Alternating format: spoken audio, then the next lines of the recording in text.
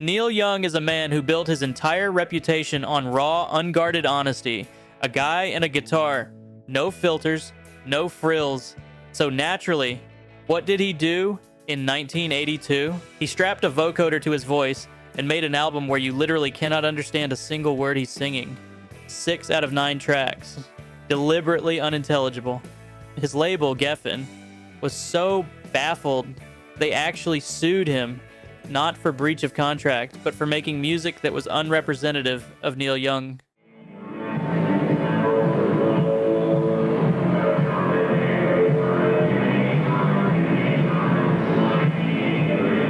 He became the first artist in history to be sued for not sounding enough like himself. He countersued, and Geffen eventually apologized. And here's the part that'll stay with you. Young made trans while trying to communicate with his son Ben, who had cerebral palsy and couldn't speak. That's exactly the feeling I was getting from my son, he said. The most dramatic sound change in rock history, and it was never really about the music at all.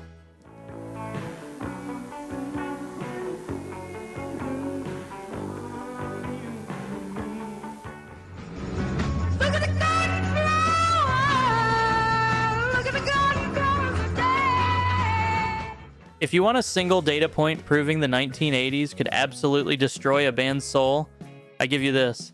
The same people who gave the world White Rabbit and Somebody to Love, Jefferson Airplane, the defining sound of the San Francisco counterculture, the sonic spine of an entire generation's identity, released a song in 1985 that has been regularly voted the worst song ever recorded. We Built This City is synth pop so aggressively bland, so cosmically hollow, that even the musicians who played on it have struggled to defend it with a straight face.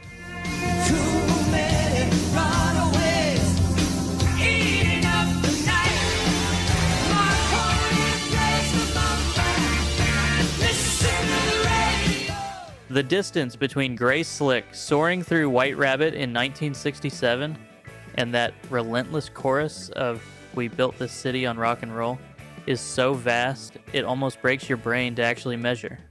One band, 2 decades, completely different universes. The Summer of Love ended apparently in a synthesizer with a very enthusiastic and deeply questionable backing vocal.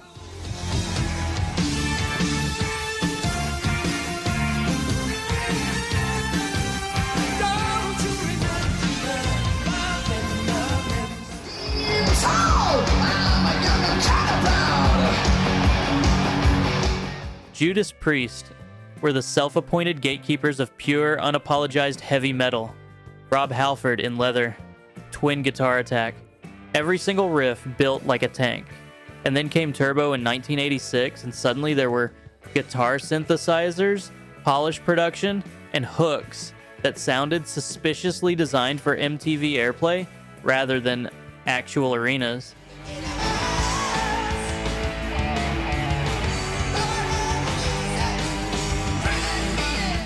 The album went gold in America and hit number 17 on the Billboard charts. Commercially, not a disaster at all. But for the faithful, practically heresy. Halford himself later admitted mixed feelings about the whole direction, which is the diplomatic way of saying the fan base was genuinely and completely furious.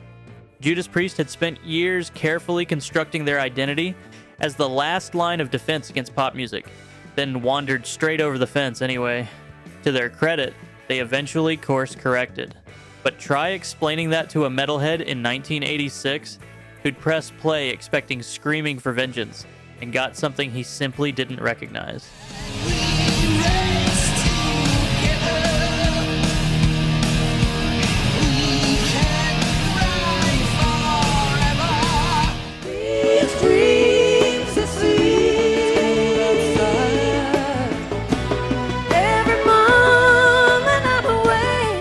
Heart in the 1970s were one of the toughest sounding bands on the planet. Barracuda is still a song that punches you in the face before the first verse is even finished. Ann Wilson had one of the genuinely great rock voices, raw, powerful, and completely unafraid of anything. Smile like the sun, kisses forever. Then 1985 arrived, and Heart released These Dreams, a polished, atmospheric power ballad that became their very first Billboard #1.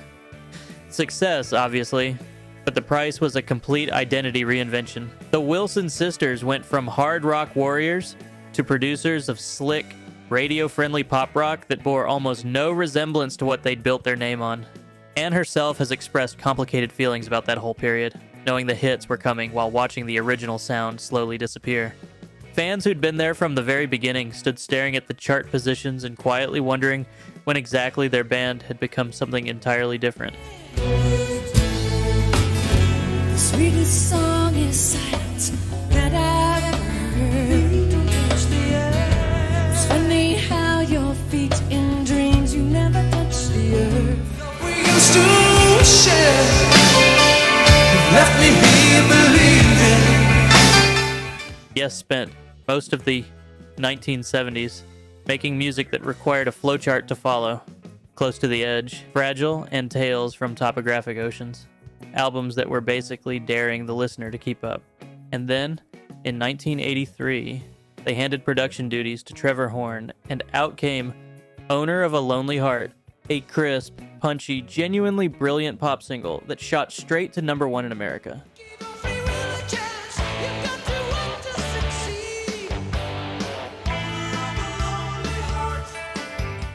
Their first and only chart topper. Commercially, it was enormous. Artistically, it was the equivalent of a maths professor turning up to work in a baseball cap and a slogan tee. The Prague faithful were horrified. The new fans had absolutely no idea what Close to the Edge was and didn't especially care. Yes had gone from making albums that demanded repeat listens to making something your mom might hum while loading the dishwasher. The identity gap between those two eras is arguably the sharpest on this entire list.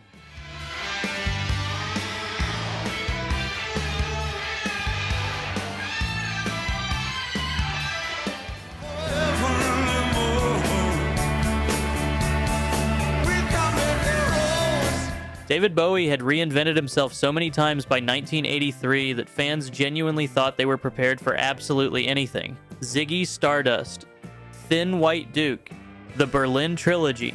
The man changed artistic faces faster than most bands change drummers. But Let's Dance still managed to surprise people because this time, the reinvention wasn't artistic. It was commercial.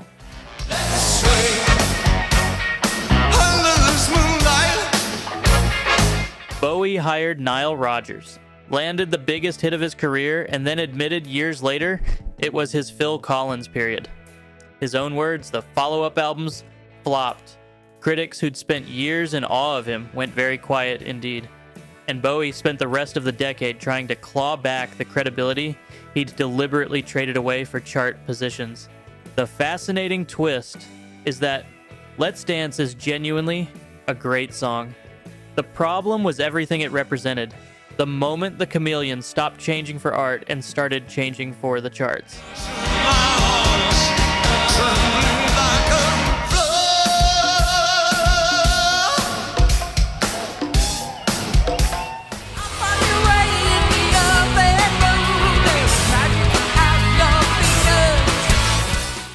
Rush were the Holy Trinity.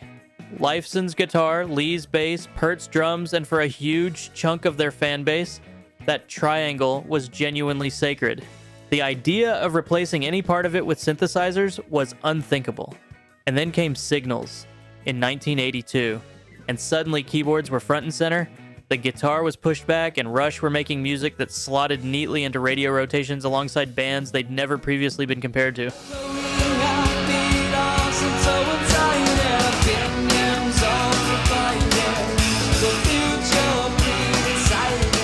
The reaction from longtime fans was sharp and immediate. Some adapted. Many absolutely did not. Rush spent several albums in this electronic territory before gradually pulling back toward guitar-driven ground later in their career. Here's the honest thing, though. The songs were often genuinely very good. The craftsmanship never left them. It just looked considerably different for a while. Whether that justified the sense of betrayal is still being hotly argued on forums somewhere, as we speak right now.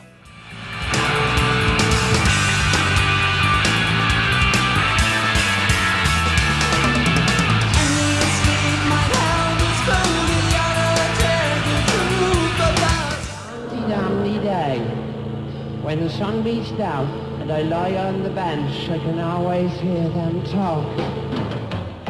There's always been their story. Take a wake up, you got to tidy and run now. The Genesis argument is probably the most entrenched debate in rock history, and it's been running for 40 years with no resolution in sight. On one side, Peter Gabriel era Genesis, theatrical, strange, complex, occasionally brilliant. On the other, Phil Collins era Genesis, accessible, warm, wildly successful, and apparently unforgivable to a certain type of fan. Invisible Touch in 1986 became their first and only US number one. And now I see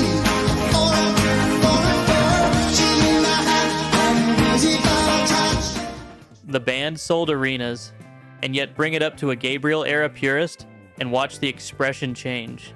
Collins didn't just shift the sound, he changed the entire reason someone would buy a Genesis album in the first place. One was a cult, the other was a phenomenon. Both were legitimate, but the divide between those two camps remains one of rock's great ongoing debates. The kind that never gets resolved. It just gets re-litigated every few years with slightly updated evidence and the exact same fury. beside me. Need someone's hand to lead me through the night. Fleetwood Mac had already pulled off one of rock's great reinventions before the 80s even started, from British blues band to California soft rock institution, essentially becoming a completely different group while quietly keeping the same name. So when Tango in the Night arrived in 1987, dripping in synthesizers and glossy production, it was technically their third entirely different identity in 3 decades. 3 bands, 1 name.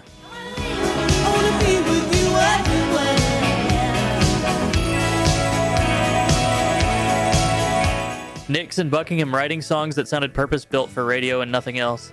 The album was enormous, big love, little lies, everywhere, and plenty of fans. Loved every second of it. Others felt whatever remained of the raw, emotional honesty of Rumors had finally been polished out of existence for good. The machine was now perfectly tuned. Whether perfectly tuned was what anyone really wanted from a band whose greatest moments had always come from something on the verge of collapse is another question entirely. I wanna be with you everywhere.